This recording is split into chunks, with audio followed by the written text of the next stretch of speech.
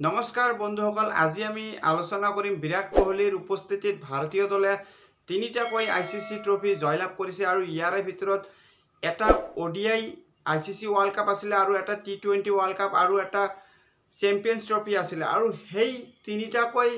টুৰ্ণামেণ্টৰ final মেচত বিৰাট কোহলিৰ কেনেধৰণৰ প্ৰদৰ্শন আছিল তাৰ সম্পৰ্কে আমি চৰ্চা কৰিম। প্ৰথমতে 2011 চনৰ যি ODI ৱৰ্ল্ড কাপ আছিলে আৰু সেই ODI ৱৰ্ল্ড কাপত বিৰাট কোহলিৰ প্ৰদৰ্শন চাব গ'লে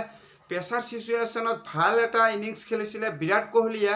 এটা সময়ত ভাৰতীয় দলৰ যি মূল ব্ৰহ্মাস্ত্ৰ আছিলে শচীন তেণ্ডুলকাৰ আৰু বীৰেন্দ্ৰ সেহৱাগ, ভাৰতীয় দলৰ এই দুই বিধ্বংসী বেটাৰৰ উইকেট অতি কম সময়তে ভাৰতীয় দলে হেৰুৱাব লগা হৈছিলে আৰু 275 ৰানৰ লক্ষ্য আগত লৈ ভাৰতীয় দলে কেৱল মাত্ৰ 31 ৰানৰ ভিতৰতে দুটাকৈ উইকেট হেৰুৱাইছিল। আৰু তেতিয়া এনে লাগিছিল যেন হয়তো ভাৰতীয় দলে মেচখনত জয়লাভ কৰাটো অতি কঠিন পৰীক্ষাৰ সন্মুখীন হ'ব লাগিব, কিন্তু বিৰাট কোহলিৰ মনস্থ যেন বেলেগ আছিলে আৰু গৌতম গম্ভীৰৰ লগত 83 ৰানৰ এটা পাৰ্টনাৰশ্বিপ কৰি ভাৰতীয় দলক ভাল এটা প্লেটফৰ্ম ছেট কৰি দিব পাৰিছিলে। আৰু প্ৰেছাৰ চিচুৱেশ্যনত বিশেষকৈ লাচিত মালিংগা আৰু বিশ্ব ক্ৰিকেটৰ নম্বৰ 1 বলাৰ মুথৈয়া মুৰলীধৰণৰ স্পেলবিলাক যি ধৰণে সন্মুখীন কৰিছিল বিৰাট কোহলিয়ে আৰু গম্ভীৰৰ লগত ভাল এটা পাৰ্টনাৰশ্বিপ কৰিছিল, ভাৰতীয় দলে য'ত 31 ৰানতে দুটা উইকেট হেৰুৱাইছিল আৰু তেতিয়াৰ পৰা ছিংগল ডাবল লৈ ইনিংছ বিল্ড কৰিছিলে আৰু এটা সময়ত কেৱল মাত্ৰ 21 অভাৰৰ ভিতৰতে ভাৰতীয় দলৰ স্ক'ৰ 114 ৰানলৈ লৈ গৈছিলে, যাৰ কাৰণে শেষলৈ মহেন্দ্ৰ সিং ধোনীয়ে আহি মেচ ফিনিচিং কৰিব পাৰিছিলে আৰু সুদীৰ্ঘ 28 বছৰৰ অন্তত ভাৰতীয় দলে ICC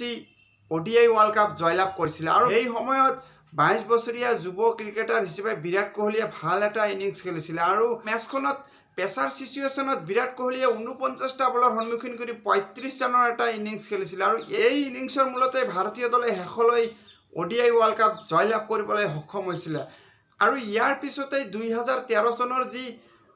ICC চেম্পিয়ন্স ট্ৰফি আছিলে আৰু সেই চেম্পিয়ন্স ট্ৰফিতো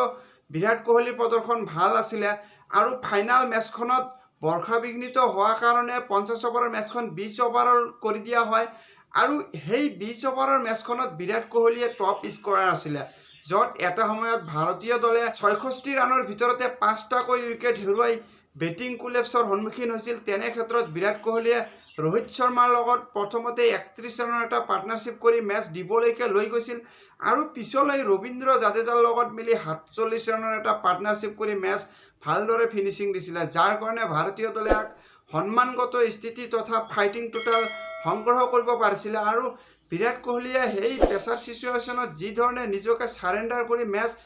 আগুৱাই লৈ গৈছিল সেয়াও ক্ৰেডিট দিব লাগিব। আৰু শেষলৈকে বিৰাট কোহলি এই মেচখনত অন্তিমলৈকে বেটিং কৰিছিলে আৰু 43 ৰানৰ এটা ইনিংছ খেলিছিল আৰু 34টা বলৰ সন্মুখীন কৰি যি 43 ৰানৰ ইনিংছ আছিল বিৰাট কোহলিৰ, এই ইনিংছৰ মূলতে ভাৰতীয় দলে ইংলেণ্ড দলক 130 ৰানৰ লক্ষ্য বান্ধি দিব পাৰিছিলে আৰু 130 ৰানৰ লক্ষ্য আগত লৈ ইংলেণ্ডে কেৱল মাত্ৰ 124 ৰান সংগ্ৰহ কৰিব পাৰিছিলে 8 উইকেটৰ বিনিময়ত আৰু ভাৰতীয় দলে 5 ৰানৰ ব্যৱধানত চেম্পিয়ন্স ট্ৰফি জয়লাভ কৰিবলৈ সক্ষম হৈছিলে। আৰু ইয়াৰ পিছলৈ 3 নম্বৰত আছে 2024 চনৰ যি T20 ৱৰ্ল্ড কাপ। সেয়া সকলোৱে জানে যে 2024 চনৰ ফাইনেল মেচখনত বিৰাট কোহলিয়ে প্ৰেছাৰ চিচুৱেশ্যনত মেচৰ চিচুৱেশ্যন অনুযায়ী পিচ অনুযায়ী নিজকে যি ধৰণে চাৰেণ্ডাৰ কৰিছিলে আৰু সেই সময়ত বিৰাট কোহলিৰ পিছত এফালৰ পৰা থিয় হোৱাটো অতি প্ৰয়োজনীয় আছিলে আৰু দলৰ সাপেক্ষে বিৰাট কোহলিয়ে যেন সকলো উজাৰি দিছিলে এই ফাইনেল মেচখনতে আৰু ছিংগল ডাবল লৈ যি ধৰণে মেচ দিবলৈকে লৈ যোৱাৰ পিছত বিৰাট কোহলিয়ে ফিনিচিং কৰিছিলে আৰু প্ৰথমতেই ভাৰতীয় দলে ওপৰজুপুৰি উইকেট যোৱাৰ পিছত 34 ৰানৰ ভিতৰতে 3টাকৈ উইকেট হেৰুৱাই গভীৰ বিপদত পৰিছিল, কিন্তু ঠিক তেনে সময়তে বিৰাট কোহলিয়ে অক্ষৰ পেটেলৰ লগত যি এটা 83 ৰানৰ পাৰ্টনাৰশ্বিপ কৰি মেচ দিবলৈকে লৈ গৈছিল আৰু শেষলৈ শিৱম ডুবেক লগত লৈ 57 ৰানৰ যি এটা পাৰ্টনাৰশ্বিপ কৰিছিল, ইয়াৰ মূলতে ভাৰতীয় দলে মেচখনত 176 ৰান সংগ্ৰহ কৰিব পাৰিছিলে আৰু বিৰাট কোহলিয়ে মেচখনত প্ৰথমৰে পৰা বেটিং কৰি 18.5 অভাৰলৈকে বেটিং কৰিছিল বিৰাট কোহলিয়ে আৰু মেচখনত বিৰাট কোহলিয়ে 59টা বলৰ সন্মুখীন কৰি 76 ৰানৰ এটা ইনিংছ খেলিছিল আৰু এই ইনিংছৰ মূলতে ভাৰতীয় দলে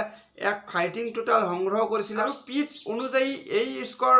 জয়ৰ কাৰণে ভাল স্ক'ৰ আছিলে আৰু অৱশেষত সাউথ আফ্ৰিকা দলে দ্বিতীয় ইনিংছত বেটিং আৰম্ভ কৰি মেচখনত 7 ৰানৰ ব্যৱধানত পৰাজয় বৰণ কৰিছিলে আৰু ভাৰতীয় দলে সুদীৰ্ঘ 17 বছৰৰ অন্তত T20 ৱৰ্ল্ড কাপৰ ট্ৰফি জয়লাভ কৰিবলৈ সক্ষম হৈছিলে। আৰু চাব গ'লে তিনিটাকৈ যি ICC টুৰ্ণামেণ্টৰ ফাইনেল মেচ আছিল, সেই তিনিটা ফাইনেল মেচৰ ভিতৰত বিৰাট কোহলিৰ দুটা ফাইনেল মেচতেই টপ স্ক'ৰাৰ আছিল আৰু ইয়াৰ পৰাই বুজিব পৰা যায় যে ভাৰতীয় ক্ৰিকেটত বিৰাট কোহলিৰ অৱদান কিমান। আৰু ফাইনেল মেচখনত যি 76 ৰানৰ এটা ইনিংছ খেলিছিলে, এই ইনিংছৰ মূলতে বিৰাট কোহলিক মেন অফ দ্য মেচৰ সন্মানো দিয়া হৈছিল। বন্ধুসকল, বিৰাট কোহলিৰ উপস্থিতিত যি তিনিটা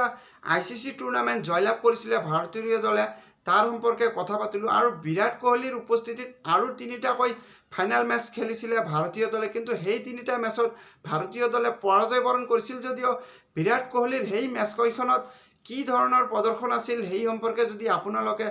আৰু এটা ভিডিঅ' চাব বিচাৰে তেনেহ'লে আপোনালোকে কমেণ্ট বক্সত কমেণ্ট কৰি জনাই দিব। যদিহে আপোনালোকে সেই ভিডিঅ' চোৱাৰ উৎসুক হৈ থাকে তেনেহ'লে মই পুনৰবাৰ এই ফাইনেল মেচ তিনিটাত বিৰাট কোহলিৰ প্ৰদৰ্শন কেনে আছিল তাৰ ভিডিঅ' লৈ পুনৰ এবাৰ উপস্থিত হ'ম। ধন্যবাদ।